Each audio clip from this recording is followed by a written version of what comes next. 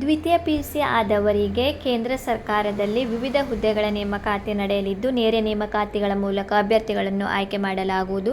ಯಾವ ರೀತಿ ಅರ್ಜಿ ಸಲ್ಲಿಸಬೇಕು, ಯಾವ ಹುದ್ದೆ, ಸಂಬಳ, ಶೈಕ್ಷಣಿಕ ಅರ್ಹತೆ ಸಂಪೂರ್ಣ ಮಾಹಿತಿ ಈ ವಿಡಿಯೋದಲ್ಲಿ ತಿಳಿಸಿಕೊಡುತ್ತೇನೆ. ವಿಡಿಯೋ ಸ್ಕಿಪ್ ಮಾಡದೆ ಕೊನೆವರೆಗೂ ನೋಡಿ. ಯಾರೆಲ್ಲ ನನ್ನ ಚಾನೆಲ್ ಹೊಸದಾಗಿ ನೋಡುವರು ಪ್ಲೀಸ್ ಸಬ್ಸ್ಕ್ರೈಬ್ ಮಾಡಿ ಮತ್ತು ಪಕ್ಕದಲ್ಲಿರೋ ಬೆಲ್ಲೈಕನ್ ಅನ್ನು ಕ್ಲಿಕ್ ಮಾಡಿ. ನಾನು ಹಾಕುವ ಈ ರೀತಿಯ ಹೊಸ ಉದ್ಯೋಗದ ಮಾಹಿತಿ ಬೇಗನೆ ನಿಮ್ಮ ಹತ್ತಿರ ತಲುಪುತ್ತದೆ. ಕೇಂದ್ರ ಸರ್ಕಾರದಿಂದ ಪಿಯುಸಿ ಆದವರಿಗೆ ಭರ್ಜರಿ ನೇಮಕಾತಿ ನಡೆಯಲಿದೆ. SSC stenographer requirement.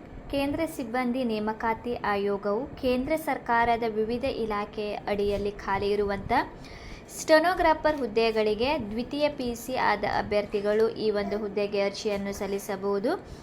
ಅರ್ಜಿ ಸಲ್ಲಿಸಲು ಇರಬೇಕಾದ ಅರ್ಹತೆಗಳು: ಅಭ್ಯರ್ಥಿಯು ಯಾವುದೇ ಮಾನ್ಯತೆ ಪಡೆದ ಮಂಡಳಿ ಅಥವಾ ವಿಶ್ವವಿದ್ಯಾಲಯದಿಂದ 12ನೇ ತರಗತಿಯನ್ನು ಪಾಸ್ ಆಗಿರಬೇಕು. ಅದೇ ರೀತಿ ನಿಮ್ಮ ಹತ್ತಿರ ಟೈಪಿಂಗ್ ಜ್ಞಾನವನ್ನು ಕೂಡ ನೀವು ಹೊಂದಿರಬೇಕು. ವಯೋಮಿತಿ ನೋಡುವುದಾದರೆ ಕನಿಷ್ಠ 18 ವರ್ಷ ಮತ್ತು ಗರಿಷ್ಠ 30 ವರ್ಷ. ವಿವಿಧ ವರ್ಗದವರಿಗೆ ವಯೋಮಿತಿ ಸಡಿಲಿಕೆ ಕೂಡ ನೀಡಲಾಗುವುದು.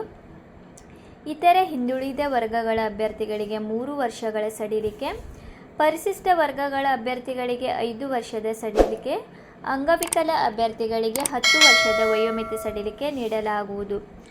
ಅರ್ಜಿ ಶುಲ್ಕ: ಪರಿಶಿಷ್ಟ ಜಾತಿ, ಪರಿಶಿಷ್ಟ ಪಂಗಡ ಹಾಗೂ ಎಲ್ಲ ವರ್ಗದ ಅಂಗವಿಕಲ ಮತ್ತು ಮಹಿಳಾ ಅಭ್ಯರ್ಥಿಗಳಿಗೆ ಅರ್ಜಿ ಶುಲ್ಕದಿಂದ ಸಂಪೂರ್ಣ ವಿನಾಯಿತಿ ನೀಡಲಾಗಿದ್ದು, ಇವರನ್ನು ಹೊರತುಪಡಿಸಿ ಉಳಿದ ವರ್ಗದವರಿಗೆ 100 ರೂಪಾಯಿ ಅರ್ಜಿ ಶುಲ್ಕವನ್ನು ನೀವು ಸಲ್ಲಿಸಬೇಕು. ಈಗ ಅಭ್ಯರ್ಥಿಗಳನ್ನು ಯಾವ ರೀತಿ ಆಯ್ಕೆ ಮಾಡಿಕೊಳ್ಳುವ ವಿಧಾನ: ಅರ್ಜಿ ಸಲ್ಲಿಸಿದ ಅಭ್ಯರ್ಥಿಗಳಿಗೆ ಮೊದಲು ಕಂಪ್ಯೂಟರ್ ಆಧಾರಿತ ಪರೀಕ್ಷೆಯನ್ನು ನಡೆಸಲಾಗುವುದು. ಇದರ ನಂತರ ಅಭ್ಯರ್ಥಿಗಳಿಗೆ ಸ್ಕಿಲ್ ಟೆಸ್ಟ್ ಹಾಗೂ ದಾಖಲೆ ಪರಿಶೀಲನೆ ನಡೆಸಿ ಅಭ್ಯರ್ಥಿಗಳನ್ನು ನೇರವಾಗಿ ಆಯ್ಕೆ ಮಾಡಲಾಗುವುದು. ಅರ್ಜಿ ಸಲ್ಲಿಸಲು ಕೊನೆಯ ದಿನಾಂಕ 17ನೇ ಆಗಸ್ಟ್ 2024.